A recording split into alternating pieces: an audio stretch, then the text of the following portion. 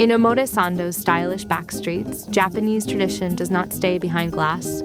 It turns into modern kimono fashion, premium Imabari towels, and titanium tableware made with Japanese metalworking precision, one shop after another hidden just off the main streets. This is not a typical guidebook tour. We walk the back streets from Omotesando to Shibuya and discover Japan beyond the obvious. It is not only about shops. In summer, many people use umbrellas for sun protection.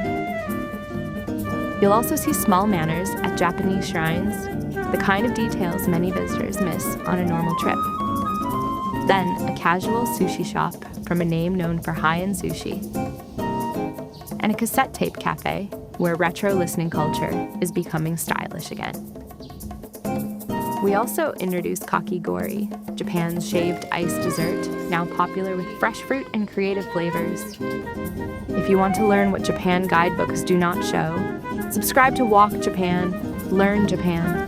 Where should I walk next in Japan? Leave a comment and watch the full 4K walk from Omotesando to Shibuya.